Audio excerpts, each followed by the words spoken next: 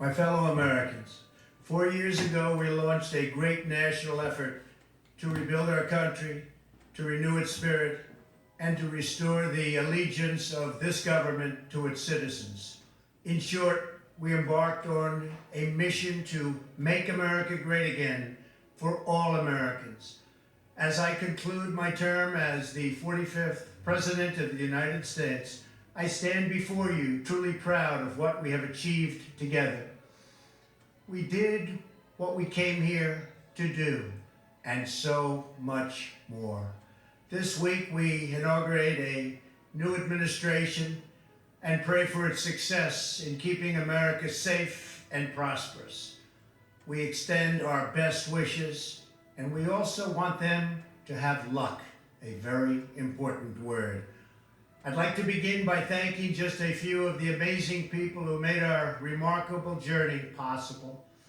First, let me express my overwhelming gratitude for the love and support of our spectacular First Lady, Melania. Let me also share my deepest appreciation to my daughter Ivanka, my son-in-law Jared, and to Barron, Don, Eric, Tiffany, and Lara. You fill my world with light and with joy. I also want to thank Vice President Mike Pence, his wonderful wife Karen, and the entire Pence family.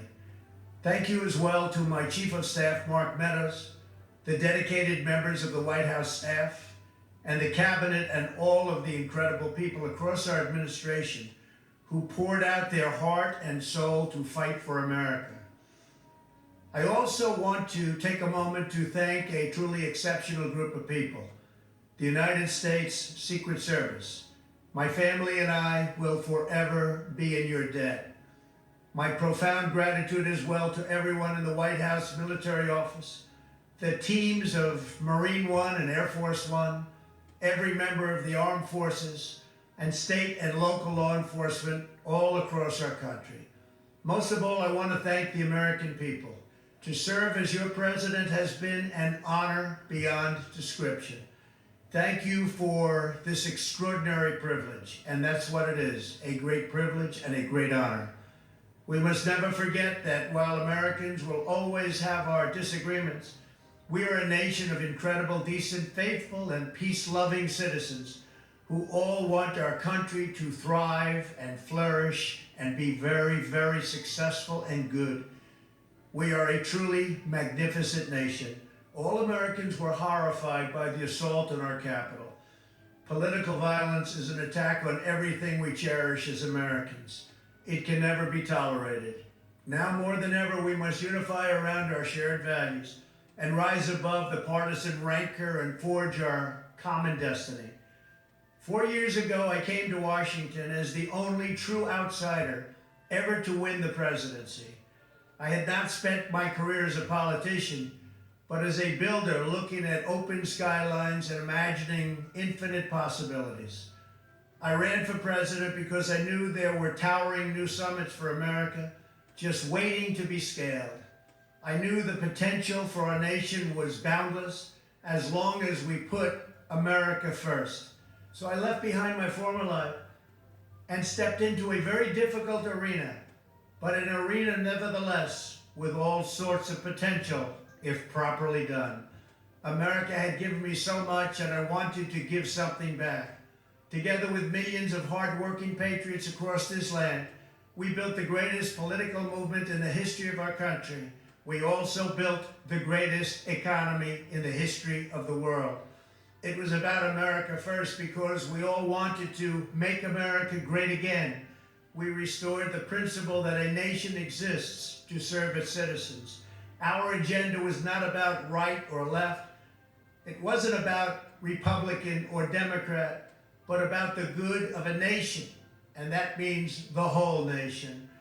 With the support and prayers of the American people, we achieved more than anyone thought possible. Nobody thought we could even come close. We passed the largest package of tax cuts and reforms in American history. We slashed more job-killing regulations than any administration had ever done before. We fixed our broken trade deals, withdrew from the horrible Trans-Pacific Partnership and the impossible Paris Climate Accord. renegotiated the one-sided South Korea deal, and we replaced NAFTA with the groundbreaking USMCA. That's Mexico and Canada, a deal that's worked out very, very well. Also, and very importantly, we imposed historic and monumental tariffs on China, made a great new deal with China, but before the ink was even dry, we and the whole world got hit with the China virus. Our trade relationship was rapidly changing. Billions and billions of dollars were pouring into the US, but the virus forced us to go in a different direction. The whole world suffered, but America outperformed other countries economically because of our incredible economy and the economy that we built. Without the foundations and footings, it wouldn't have worked out this way. We wouldn't have some of the best numbers.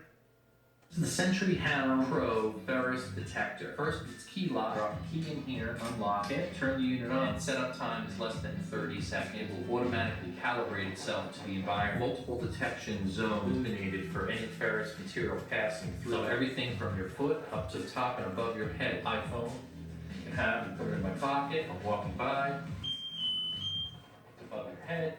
You walk past it. If there's other ferrous material around the system, but nobody's walking through the detection zone, there'll be no alert.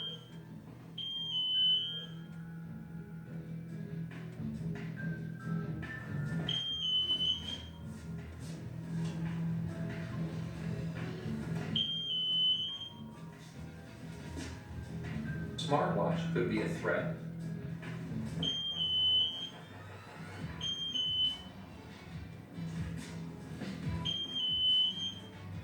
The Century Hound Pro is lightweight and portable, so if I want to quickly go from indoors to outdoors, it's as simple as turning the unit off, picking it up, taking it outside, unlock it, and now I'm ready to go. Wouldn't have some of the best numbers we've ever had. We also unlocked our energy resources and became the world's #1 producer of oil and natural gas by far. Powered by these policies, we built the greatest economy in the history of the world. We reignited America's job creation and achieved record low unemployment for African Americans, Hispanic Americans, Asian Americans, women, almost everyone. Income soared, wages boomed, the American dream was restored, and millions were lifted from poverty in just a few short years. It was a miracle. Stock market set one record after another with 148 stock market highs during this short period of time, and boosted the retirements and pensions of hardworking citizens all across our nation. 401ks are at a level they've never been at before. We've never seen numbers like we've seen, and that's before the pandemic and after the pandemic.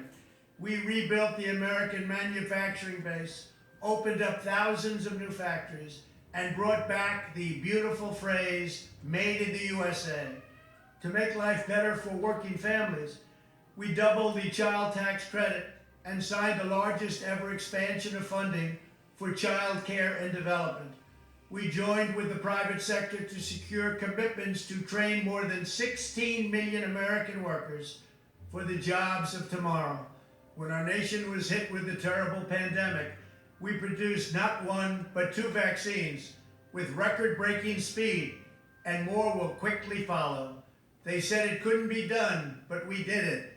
They called it a medical miracle, and that's what they're calling it right now, a medical miracle. Another administration would have taken 3, 4, 5, maybe even up to 10 years to develop a vaccine.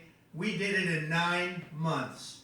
We grieve for every life lost, and we pledge in their memory to wipe out this horrible pandemic once and for all. When the virus took its brutal toll on the world's economy, we launched the fastest economic recovery our country has ever seen.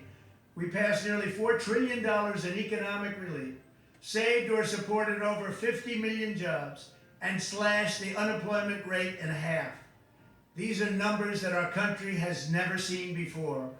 We created choice and transparency in healthcare, stood up to Big Pharma in so many ways, but especially in our effort to get favored nations clauses added, which will give us the lowest prescription drug prices anywhere in the world.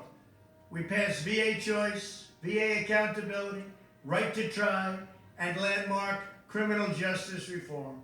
We confirmed 3 new justices of the United States Supreme Court.